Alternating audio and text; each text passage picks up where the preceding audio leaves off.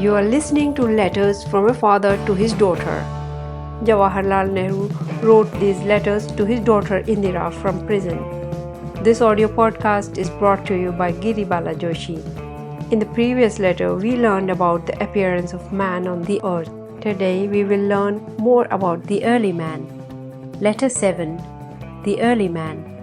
We saw in our last letter that the chief difference between man and the other animals was the intelligence of man. This intelligence made him cleverer and stronger than enormous animals who would otherwise have destroyed him. As man's intelligence grew, so also grew his power. To begin with, man had no special weapons to fight his enemies. He could only throw stones at them. Then he began to make out of stone axes and spears and many other things, including fine stone needles. We saw many of these stone weapons in the South Kensington Museum and also in the museum in Geneva. The Ice Age, about which I said something in my last letter, slowly ended, and the glaciers disappeared from Central Europe and Asia. As it became warmer, men spread out. In those days there were no houses or other buildings. People lived in caves. There was no cultivation, that is, working in the fields. Men ate fruits and nuts, and the animals they killed.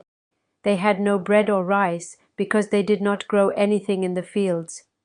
They did not know cooking, but perhaps they just heated the meat on the big fires they had.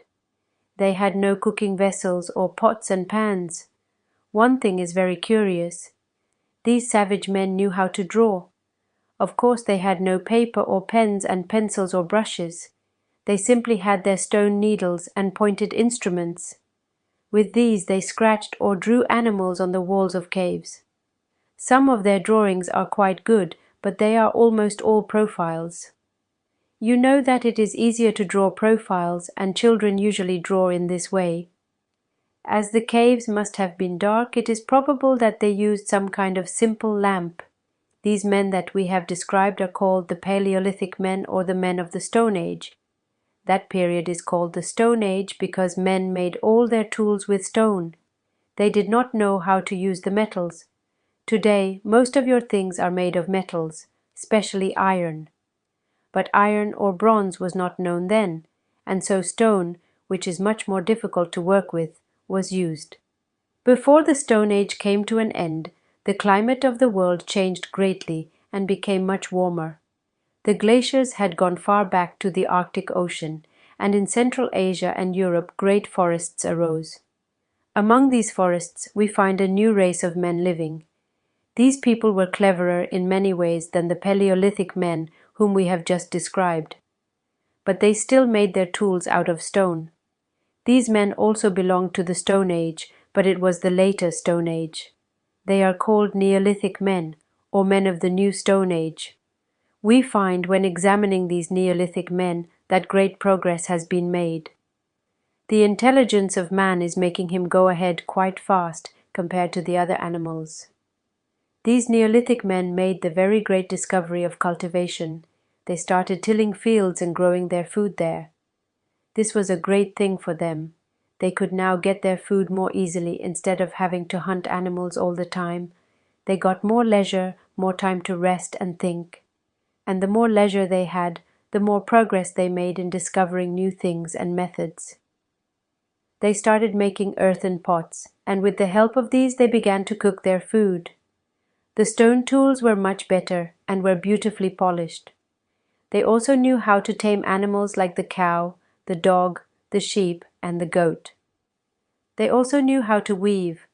They used to live in houses or huts. These huts were very often made in the middle of lakes, as the wild animals or other men could not attack them easily there. These people are therefore called lake dwellers. You will wonder how we know so much about these people.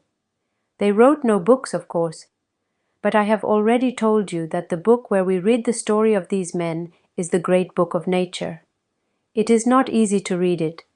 It requires great patience. Many people have spent their lives in trying to read this book, and they have collected large numbers of fossils and other remains of old times. These fossils are collected together in the great museums, and we can see there the fine polished axes and the pots and stone arrows and needles, and many other things which were made by the Neolithic man. You have seen many of these things yourself, but perhaps you have forgotten them. If you see them again, you will be able to understand them better. There was, I remember, a very good model of a lake dwelling in the Geneva Museum. Wooden poles were stuck in the lake, and on top of these poles a wooden platform was made. On the platform, the wooden huts were put up, and the whole thing was connected by a little bridge to the land. These Neolithic men clothed themselves with the skins of animals, or sometimes with a rough cloth of flax. Flax is a plant which has a good fiber used for making cloth. Linen is now made out of flax, but in those days cloth of flax must have been very rough. These men went on making progress. They started making tools of copper and of bronze. Bronze, as you know, is a mixture of copper and tin and is harder than either of these. They also used gold and were vain enough to make ornaments out of it. These people must have lived about 10,000 years ago. Of course, we do not know the exact dates or periods. All this is largely guesswork. You will notice that so far we have been talking of millions of years. We are now gradually getting nearer and nearer to our present age. From the Neolithic man to the man today, there is no break or sudden change. But still, we are very different from him. The changes came slowly, as nature's way. Different races developed, and each race went its own way and lived its own life. The climate being different in different parts of the world, people had to adapt themselves to it and change greatly. But we shall talk about this later. One thing more I want to tell you today. About the end of the Neolithic Age, a very great disaster happened to man. I have told you already that at that time the Mediterranean was not a sea at all. There were just some lakes there, and in these lakes many people lived. Suddenly the land near Gibraltar between Europe and Africa was washed away, and the waters of the Atlantic Ocean poured into the low valley of the Mediterranean. The water went on pouring and filling it up, and large numbers of the men and women living near or over the lakes must have been drowned. They could not escape anywhere. There was water all over the place for hundreds of miles. The Atlantic Ocean continued to pour in till it had filled up the valley, and the Mediterranean Sea came into existence. You have heard, of course, and perhaps read, about the Great Flood. The Bible speaks about it, and some of our Sanskrit books also refer to it. It may be that this mighty flood was the filling up of the Mediterranean. It was such a terrible disaster that the few people who managed to escape must have told all about it to their children, and their children remembered it and told the story to their own children, and so the story was handed down from generation to generation. End of letter 7. In the next letter, Nehru explains how different races and tribes were formed. On this channel, you will find a great deal of information on Nehru. This is Giribala Joshi. Please like my videos and subscribe to the channel to spread Nehru's messages to a wider audience.